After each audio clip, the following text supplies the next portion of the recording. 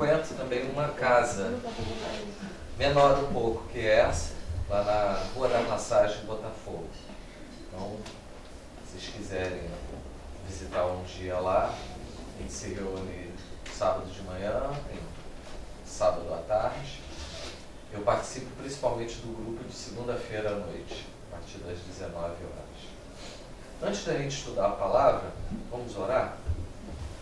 Pai querido, abençoe-nos com o Teu Santo Espírito, para que possamos compreender a palavra que há muito tempo foi escrita, mas que é viva, pode transformar, tocar os nossos corações. Em nome de Jesus. Amém. O Isaac estava me contando aqui que o pessoal gosta de perguntar, gosta de interromper. Eu fico muito à vontade com isso. Eu me sinto mais à vontade num ambiente assim, mais informal, né, de debate, de pergunta, do que simplesmente só falando. Eu queria estudar com vocês um capítulo de João. João capítulo 9.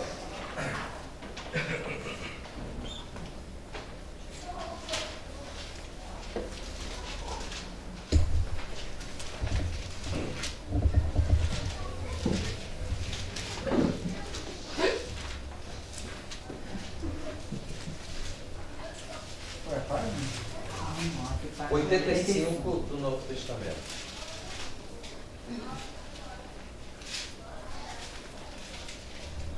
Tem uma coisa interessante, né, dessa questão de novo e antigo, né? Eu normalmente prefiro, é mais comum novo e antigo, eu prefiro primeiro e segundo. Porque antigo não tem uma conotação assim de que isso aqui não serve mais. Não. Então, o Segundo Testamento. 85. Eu vou ler o capítulo todo, depois a gente vai conversar sobre ele. Esse é um capítulo que tem várias perguntas. A gente vai conversar um pouco sobre as perguntas que tem aqui. Caminhando Jesus, viu um homem cego de nascença, e os seus discípulos perguntaram: Mestre, quem pecou, este ou seus pais, para que nascesse cego?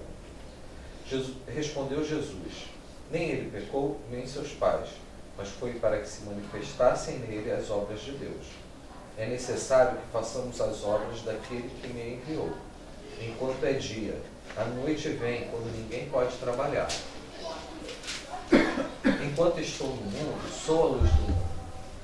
Dito isso, cuspiu na terra e, tendo feito o lodo com saliva, aplicou-o aos olhos do céu, dizendo: Vai, lava-te no tanque de Siloé, que quer dizer enviado. Ele foi, lavou-se e voltou vendo.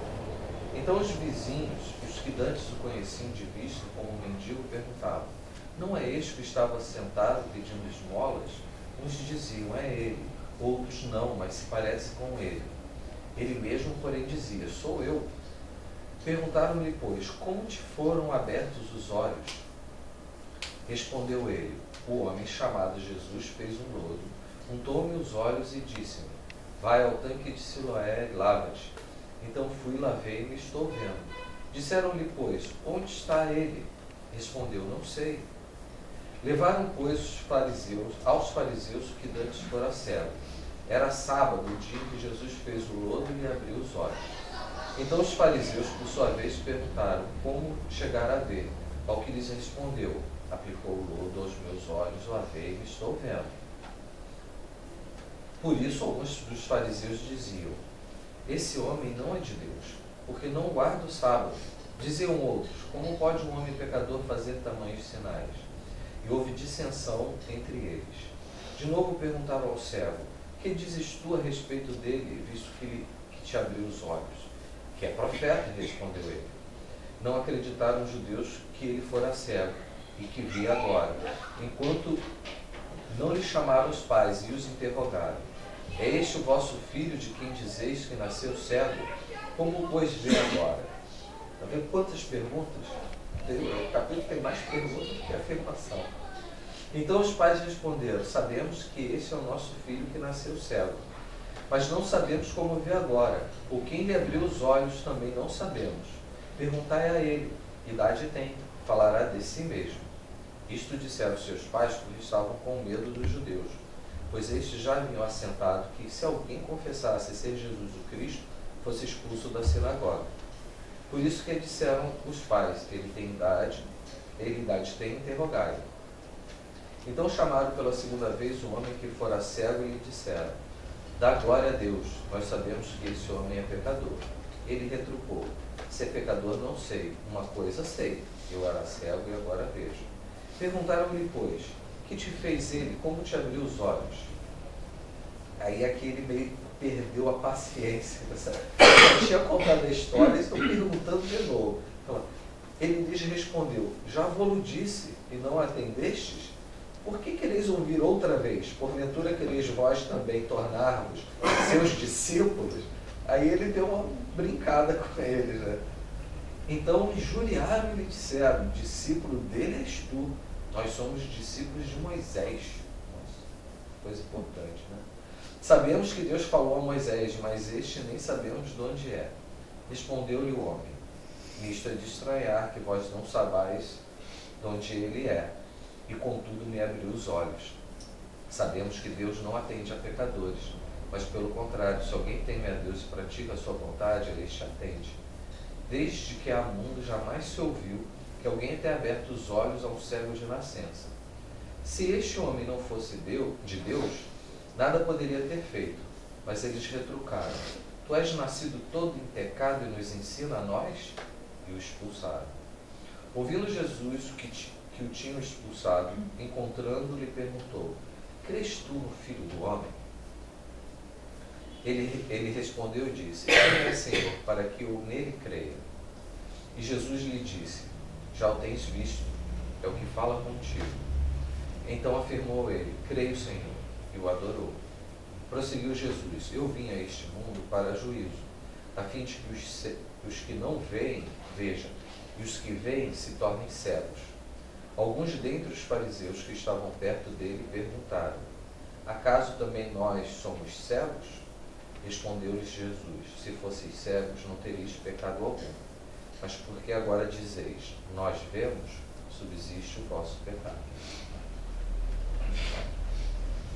Eu estava em dúvida aqui em qual... Porque lá no pequeno grupo, tem um pequeno grupo nas sextas-feiras, a gente está estudando o livro de João. Cada semana um capítulo. Eu estava entre o capítulo 7 e o capítulo 9. Mas achei interessante a gente conversar um pouco sobre esse capítulo. Ele começa com uma pergunta: por que aquele homem havia nascido cego? Havia uma crença, e essa crença está baseada até em alguns textos bíblicos. Tem muita coisa baseada em textos bíblicos que não está bem entendido e bem explicado. Por quê? Qualquer afirmação que você tira ela do contexto e você não presta atenção em que história aquela frase está inserida, você perde o sentido. A gente vê isso muito quando se aproxima a eleição, quando há o debate entre os candidatos e muitas vezes um candidato pensa uma frase do que o outro disse e coloca nela o sentido contrário do que o cara realmente disse, porque ele tira aquela frase. Imagina se é possível fazer isso com quem disse ali presente para se defender, ele contradiz na cara do outro. Imagina um texto que foi escrito há muito tempo, o autor não está aqui para falar: não, cara, você está entendendo errado. Então, porque Deus realmente, no Pentateuco, no Deuteronômio, principalmente lá no final de Deuteronômio, fala: se você seguir o caminho que eu estou propondo para você, você vai ter uma vida abençoada. Porque o que eu proponho para você é o melhor. Se você não seguir o caminho que eu te proponho, você vai ter mais dificuldades. E aí eles aplicaram isso a qualquer tipo de doença. E aí os discípulos, vendo cego e tendo Jesus ao lado, perguntaram, né? Será que essa foi uma pergunta correta? Jesus respondeu a pergunta que eles fizeram. Jesus disse por que o cego estava cego. Interessante do Cristo, no início do Cristo, quem faz a pergunta são os próprios discípulos e faz o questionamento, dizendo assim: Senhor, este homem é cego, será que é por causa do pecado de seus pais? Ou ele é o pecador? ali Jesus nota, entendo eu, uma falta de realmente de fé daqueles que o acompanhavam na questão do pecado realmente. Então, ele fala o seguinte, como é que o Senhor responde? Nem o pai, nem ele é o pecador. Né? E diz o seguinte, olha, eu sou a vida, eu sou aquele que perdoa os pecados. Ele quer dizer isso para esses discípulos. Então, eles perguntaram do problema e Jesus respondeu da solução. Então, Jesus pegou a pergunta deles com uma pergunta errada, aquela pergunta não cabia. Porque, cara, não se preocupe com o porquê. A gente está agora numa outra situação. Eu sou da luz. Eu vim para trazer a solução para tudo, não importa o porquê. Se ele tendo contato comigo, ele vai voltar a ver. E foi o que acabou acontecendo. Jesus desviou a atenção dos discípulos para o que eles estavam preocupados. Falou, olha, essa pergunta está errada. E essa pergunta eu não vou responder. Eu vou mudar de assunto. Jesus mudou de assunto. Indo mais um pouquinho adiante, né? O que Jesus faz? Gosta no chão, faz uma bola, que ali não tinha nada a ver, né? Que aquilo realmente só passou, era para Jesus falar assim, eu vou fazer com esses caras, eles vão pensar que esse cuspe aqui, que eu passei na vista foi a cura, que na realidade não era a cura, né? Mas por que Jesus fez isso? Porque também tem um outro ponto que a gente precisa levar em consideração. Jesus em nenhum momento fez nada que não tivesse uma razão para fazer. E, além disso, Jesus fez muitas coisas e o próprio João, no final, fala, olha, eu selecionei o que achei mais importante. E João achou esse relato importante. E dentre todos, ele falou, olha, se eu fosse escrever tudo que eu vi, não ia caber livro para descrever tanta coisa que Jesus fez. Então eu peguei assim, o mais importante, as coisas mais interessantes e coloquei. E aí João seleciona esse. Pode ter a ver com o fato do que o próprio cego falou, olha, nunca se ouviu falar que antes um cego de nascença tivesse voltado a ver. Existem problemas relacionados a essa doença que hoje a gente sabe que se uma criança tem um problema de visão, não for resolvido, eu não sei exatamente até que momento, mas eu sei que não é muitos anos não. Se ela não for resolvido rápido, enquanto ela é bebê, 1 ano, 2, mesmo que você resolva o problema do olho, o cérebro não aprende a ver. Ele vai receber a imagem e não vai conseguir interpretar o que é aquilo. E aí não adianta fazer a intervenção. Então, aqui Jesus fez uma coisa que vai muito além do que eles mesmos entendiam. E do que hoje a gente compreende um pouquinho mais, também a gente não compreende tudo, mas Jesus resolveu, não foi só a questão do aparelho visual, mas também a questão interna de como o cérebro funciona. Jesus resolveu tudo de uma vez. Foi uma coisa fantástica. Mas por que Jesus fez o lodo? Porque no início, o Senhor Jesus estava demonstrando ali que ele era aquele que podia realmente sarar a cura. Mas outros... Mas o lodo ali era um motivo para ele dizer o quê? Olha, o tio está com o lodo e ele mandou para ir para onde? Para o tanque de Siloé, né? Não é? Que quer dizer o quê? O enviado. Eu sou o enviado. O enviado. Essa questão formou ali realmente a presença, né, do mestre ali. Tirou as dúvidas. E o lodo, na realidade, o lodo ali apenas foi aquela cena, mas ele mandou para lá, para tirar o lodo, né, no tanque de Siloé, onde que ele ali tinha o nome, o tanque era enviado. Então quem foi? O enviado. Onde está esse Jesus? Não sei. Ele apenas me curou. Depois o cego faz isso, fala isso.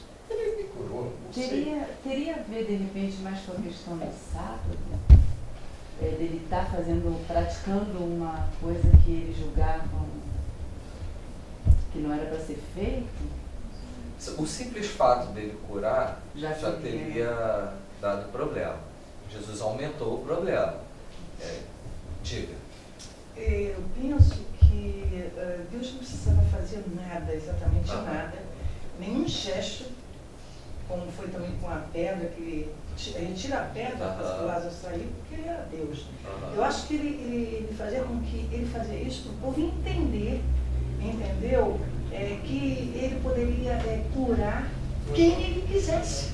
Então ele fazia aquele ato, talvez assim, para a pessoa marcar aquele ato, para a pessoa dizer assim, olha, ele passou um lodo no meu olho e eu enxerguei.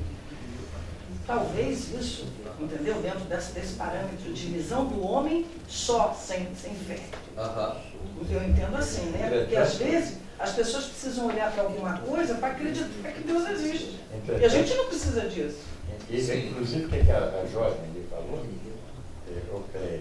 se teria como sábado, os fariseus questionavam Jesus por sábado. Mas você realmente, eles estavam estritamente dentro da lei, nunca dentro da graça que nós estudamos, aquele negócio. Então, aquela cura ao sábado, né, perfeito, era motivo de questionamento para a dúvida daqueles que creem no Jesus.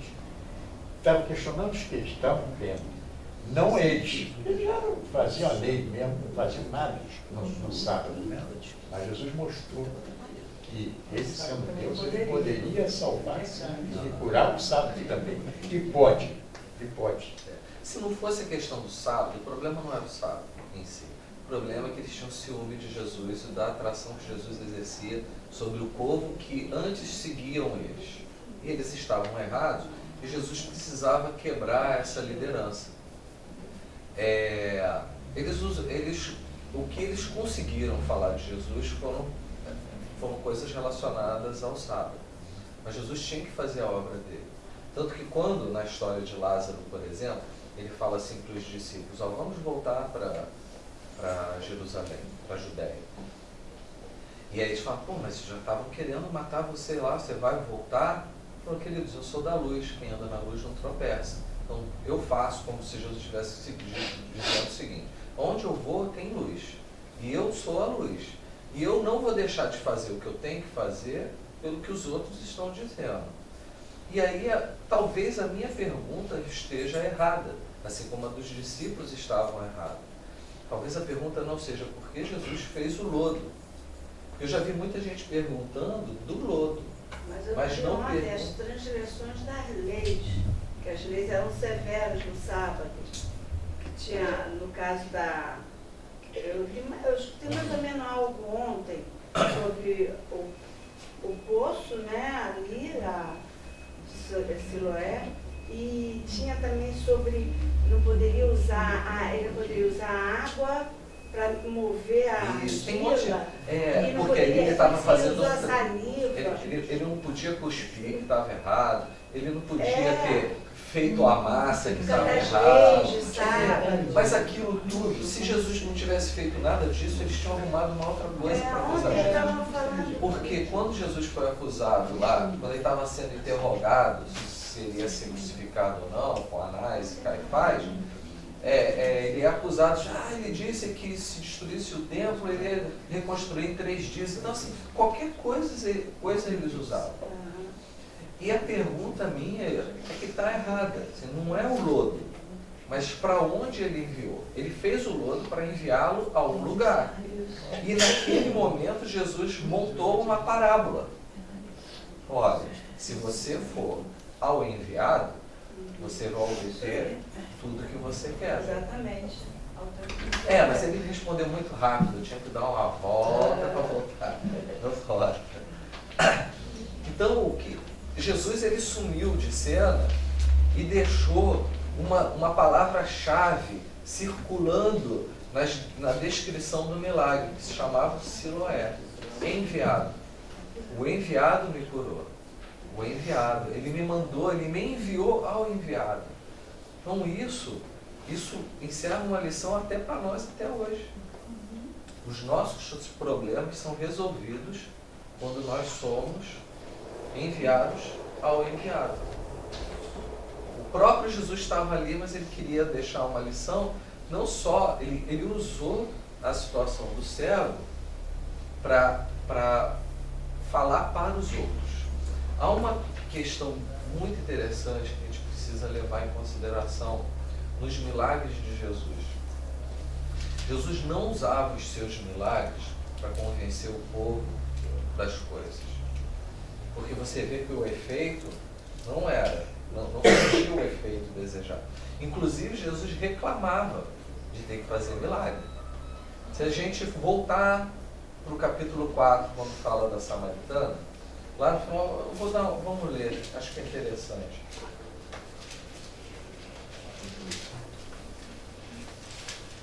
No verso 39,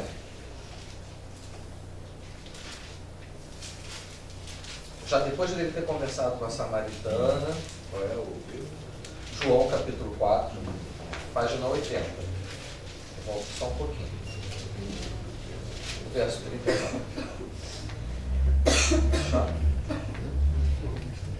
Diz assim: muitos samaritanos daquela cidade creram nele em virtude do testemunho da mulher que anunciaram. Ele me disse tudo quanto tenho feito. Vindo, pois, os samaritanos ter com Jesus, pediam-lhe que permanecesse com eles e ficou ali 2 dias. Muitos creram nele por causa da sua palavra. Jesus não fez milagres. Eles acreditaram por causa da sua palavra. E olha o testemunho que eles deram. Diziam à mulher: já agora não é pelo que disseste que nós cremos, mas porque nós mesmos temos ouvido e sabemos que este é verdadeiramente o Salvador do mundo. Eles não falam que eles viram alguma coisa, eles falaram que ouviram. Foi pela palavra. Se você vê um pouquinho mais adiante, quando ele volta para Galiléia, texto logo em seguida, verso 48, mesmo capítulo, mesma página. Então Jesus lhe disse: se porventura não vedes sinais e prodígios, de modo nenhum crereis. Rogou-lhe o oficial: Senhor, desce antes que meu filho morra. Vai, disse-lhe Jesus, teu filho vive. O homem creu na palavra de Jesus e partiu. Então o interesse de Jesus sempre foi: creem na palavra, acreditem no que eu falo. Tem muito milagre que Jesus fez para chamar a atenção e depois dar a palavra. Falar o que ele era. Hoje nós fazemos as nossas orações, Deus ouve as nossas orações, mas a nossa fé não pode ser baseada na resposta da oração. A nossa fé não pode ser baseada na intervenção de Deus. Nossa fé precisa ser baseada na palavra, que é a verdade, porque ela é verdade. Então isso incomodava Jesus. Porque às vezes parece, né, que realmente na época de Jesus, quando Jesus presente, havia muitos mais milagres. Mas o próprio Jesus não usava isso para referendar a palavra dele. E aí depois ficou aquele incômodo, porque aí o cego agora está vendo e começa o burburinho, e aí começam as perguntas, né? De novo, pergunta: pô, ele é ele mesmo? Seria um irmão gêmeo, um primo, alguém muito parecido? Porque a gente não sabe que condição estavam os olhos. Mas a expressão da visão, os olhos fazem parte da face, fazem parte que a pessoa é vista e reconhecida, e de repente, no processo de cura, mudou um pouco. Se ele tivesse assim, alguma coisa como uma catarata, alguma coisa, ou se ele tivesse o olho fundo, alguma coisa mudou um pouquinho no semblante dele. E agora ele estava vendo, e isso era uma coisa inesperada. Então assim, não, isso daí é uma enganação, trocaram a pessoa. Não é ele, não é ele. Gente, sou eu mesmo. Aí começam as perguntas: mas como que isso aconteceu? E essa não era a pergunta correta. A pergunta correta, a pergunta principal, não era como, era quem. Por isso que quando ele descrevia o como, a palavra Siloé estava ali no meio. Quando ele descrevia o como, ele dizia quem. E Jesus sumiu, né? E aí Jesus deixou o assunto fervilhar. Por que vocês imaginam que Jesus não ficou ali junto do cego e não já se apresentou? Por que Jesus usou esse método de curou, sumiu, deixou o negócio fervilhar e depois Jesus aparece de novo? Não é interessante? Foi um marketing tremendo, né? Hã? Foi um marketing tremendo, né? Eu nem sei falar coisa. Hã? Testemunho, né? E aí o testemunho que vai falar é a pessoa. Fala. Hoje em dia, assim, nós trabalhamos com marketing digital, né? O lado de cada casa, né? E assim, a gente percebe-se hoje na sociedade que tem muito mais peso quando uma pessoa comum fala de alguma coisa do que uma instituição falando, alguém falando de si mesmo. E assim, eu fico pensando assim, como que Deus é maravilhoso e sábio, porque há anos atrás ele já sabia disso e estava fazendo esse negócio. Eu penso que se ele ficar do lado assim, ó, eu sou Jesus, olha pra mim, o pessoal fala assim, só quer aparecer, você quer holofote. Mas quando ele faz e sai, fica tão mais natural a coisa, e não foi só o cego falando, você imagina, foi um olhando, depois 10 olhando, 20 olhando, porque a conversa espalha, né? Quem é aquele? Ah, o que era cego. E quem é aquele? E começa um negócio. Como pode ser que isso aconteceu? Mas ele era de nascença. E aí? Não, mas caramba, calma aí. Eu acho Foi que no é, sábado. não. Aí foi no sábado, mas não pode. Não pode. Mas então, como é que. E você acha que ele é quem? Ah, ele é um profeta, ele me curou. Ah, não, mas não dá para ser profeta, tá tudo errado que a Você vê gente que eles se pensava. questionavam tanto, que no final o cego pergunta, vocês estão querendo ser discípulos? Essa Tem um milagre que Deus fez que foi, acho que até maior do que esse do cego, que foi a ressurreição de Lázaro, que ele diz claramente que ele iria fazer aquele milagre assim, porque tinha uma multidão em volta. Eles queriam que essa multidão visse para que eles crescem. E muitos judeus creram Sim. Porque lá foi de um jeito, porque aqui foi de outro. Isso também é importante. E ele agiu da mesma forma, né? Depois, ele sai de cena. Ele joga bomba e sai.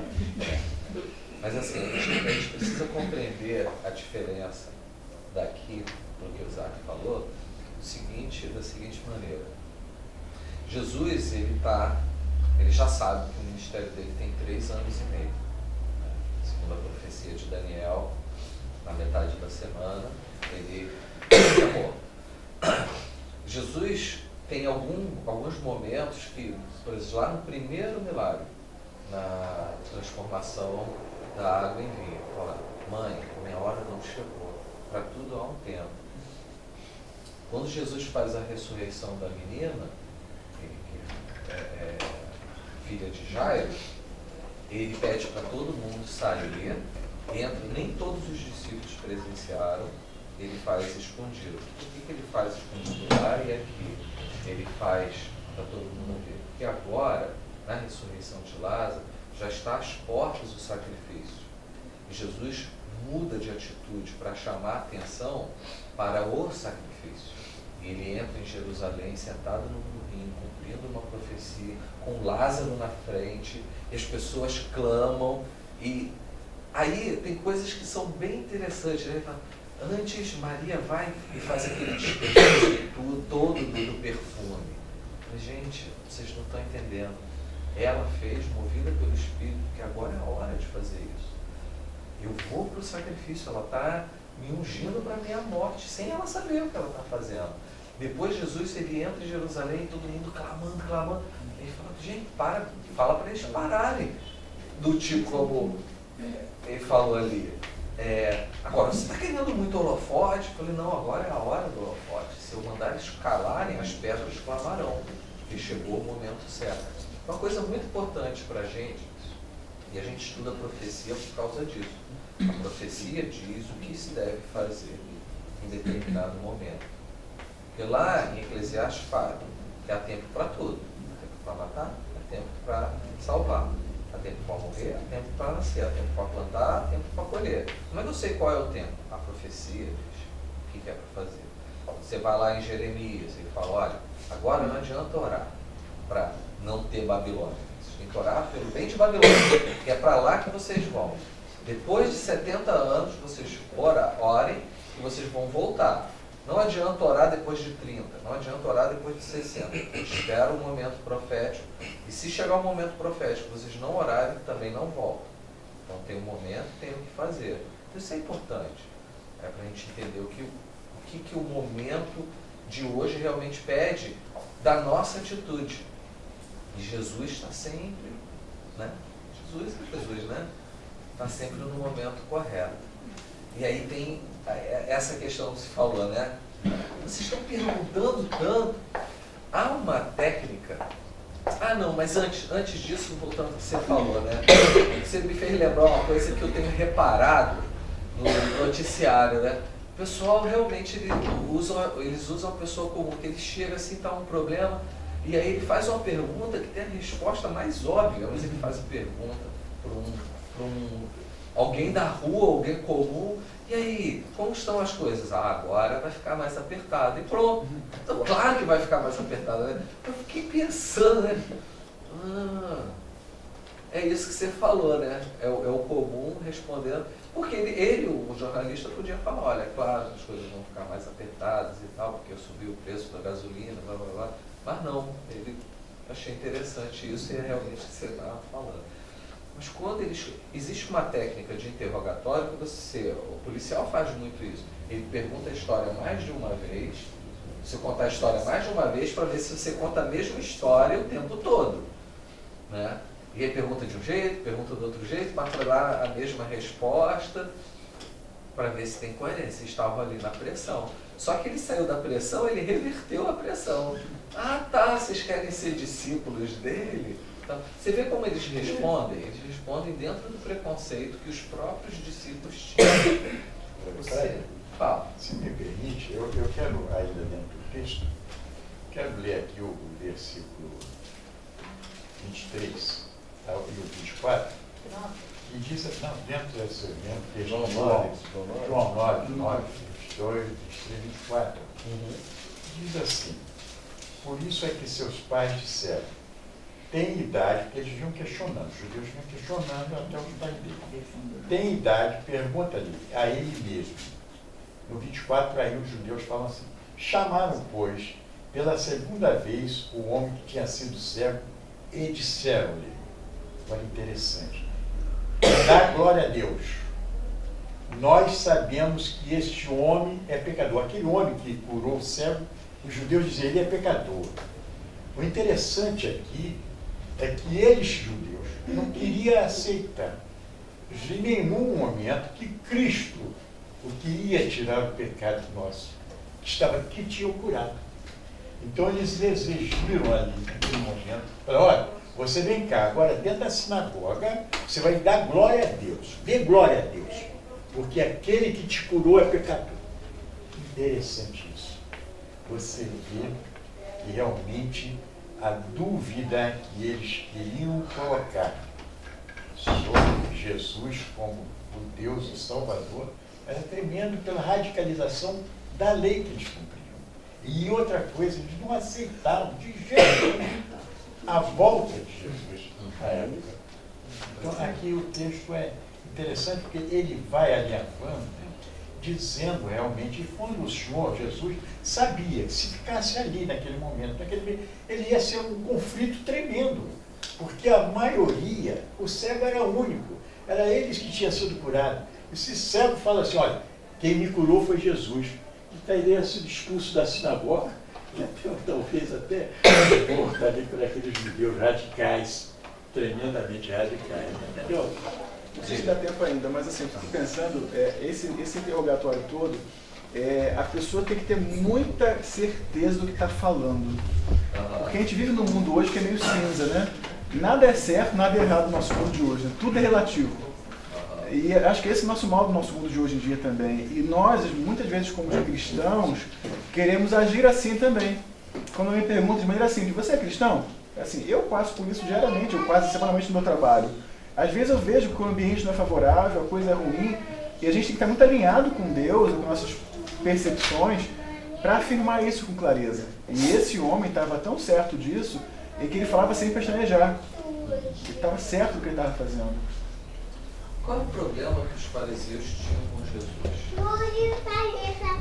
Eu falei que eles tinham ciúme, porque o povo seguia eles. Mas antes disso, os fariseus tinham um problema pessoal com Jesus. Quem era Jesus para eles? Qual era o Jesus que eles estavam esperando? era aquele tipo de... Não, eu esperava um cara que estivesse ali, né, que pudesse liderar uma guerra contra os romanos, que pudesse realmente, né, pegar. E aquele homem veio para trazer o amor, a palavra. Pois é. Cumprindo a lei e trazendo o amor. Será que a gente não corre o risco de uma forma um pouco diferente, ter o mesmo problema? Porque a gente tem uma expectativa de vida. A gente tem uma coisa que normalmente se chama uma cosmovisão, como eu enxergo o mundo. E a gente constrói a nossa existência dentro do que eu penso do que é o mundo. Então, alguns creem em Deus, outros não creem. Alguns creem que morre e vai para algum lugar. Alguns creem que morre e descansa. Alguns creem que morre e volta. E sim, o que você acredita e o mundo que você constrói, que está além da realidade visível, é que é a sua cosmovisão.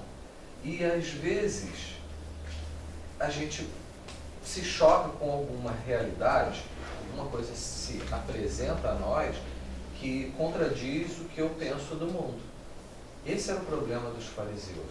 Eles estudavam a palavra, eles criam em Moisés. Moisés falava de Jesus e Jesus até em outra situação fala, olha, o próprio Moisés é que vai acusar vocês. Vocês dizem que são seguidores dele, ele deu testemunho de mim e vocês não me aceitaram. Se vocês não me aceitam, vocês não aceitam Moisés. E muitas vezes a realidade, ela se choca com um fato real, pode se chocar com a minha visão de mundo. Mas você disse um troço importantíssimo. Houve uma pesquisa há pouco agora sobre quem lê mais a Bíblia. Então os evangélicos eles estão em quase último lugar. Os ateus são os que leem a Bíblia, são os que estão ali, que sabem a Bíblia de ponta a ponta. Mas sabe por quê? Porque eles são questionadores da nossa fé. É como Jesus, naquela época, ele tinha seguidores, mas aquela multidão que às vezes o seguia, não queria dizer que era uma multidão que creiam nele, não. Eles estavam para ver de milagre. A minoria estava ali com ele. Por isso ele sofreu, morreu na cruz. Ninguém foi lá e falou, ei, não mata esse homem, não, esse homem não é bondoso, não, pelo contrário. Até mesmo os discípulos se curvaram aquela situação ali, não fizeram nada. Então, o que nós enfrentamos, nós hoje que estamos aqui, enfrentamos esse povo ateu que está aí, que é o fariseu de ontem, que sabem da palavra para nos questionar dentro da nossa própria fé, na palavra. É essa coisa interessante que nós não podemos nos curvar em nenhum momento, porque quem vê aquela pesquisa fala, poxa, mas eu sou evangélico e nós estamos em último lugar, e esses caras que não creem em Deus estão lá em primeiro lugar, eles levam já um questionamento, só em colocar, entendo eu, essa questão ali, já um momento de deixar em dúvida aqueles que realmente, hein? Está entendendo? Não é verdade? Então isso é um perigo, e naquela época era esse o perigo. Não, desculpa aí, Verso 35. Ouvindo Jesus que o tinham expulsado, encontrando-lhe, perguntou, crês tu no Filho do Homem? Essa era a pergunta principal. Essa era a pergunta que precisava ser feita. Agora é curioso que essa pergunta acontece depois do milagre. Robson. Essa pergunta acontece depois do milagre. E ele respondeu e disse, quem é, Senhor, para que eu nele creia? E Jesus lhe disse, já o tens visto, é o que fala contigo. Ele não poderia ter dito isto antes do milagre. Ele falou, olha, é o que você está vendo. Eu abri os seus olhos para que você visse. Agora que você vê, que você enxerga, eu respondi a sua oração. Eu dei prova da minha existência. Só que eu não quero que você apenas creia que eu tenho poder para responder. Eu quero que você apenas creia que eu existo. Eu quero saber se você acredita que eu posso ser o seu Salvador e que eu sou o seu Salvador. Você acredita nisso? E aí ele creu e ele adorou Jesus naquele momento. Era para esse ponto que Jesus queria trazer todos aqueles que ouviram a história. Eu não sou só um profeta. O que eu fiz para você, pareceu para você de que eu era um profeta. Mas eu vou te dizer que eu sou mais do que um profeta. Eu sou aquele que a profecia apontava.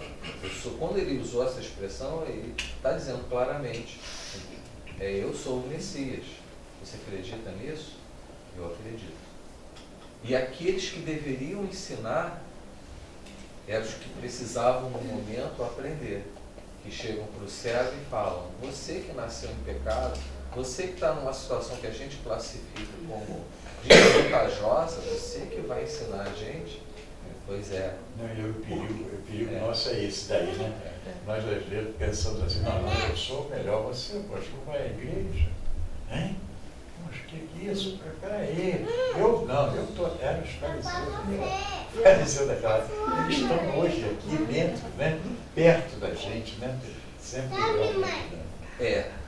E às vezes a gente pode ter um comportamento como eles. E sermos nós mesmos um fariseu. O livro de Amós retrata muito isso. A liderança, nesse caso que ele está falando, eles precisavam ser ensinados. E muitas das vezes é quem está embaixo que acaba ensinando. Com certeza. O livro de Amós fala muito sobre isso. E aí a liderança que deveria guiar, e aí Jesus fala, né, como se um cego guiar outro cego, ambos vão cair num buraco.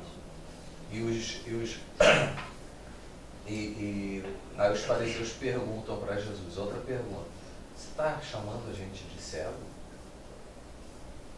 Aí Jesus não só respondeu que sim, mas ainda deu a eles a consequência. Olha só, vocês dizem que vêm e não acreditam, então vocês são o pior tipo de cego, né?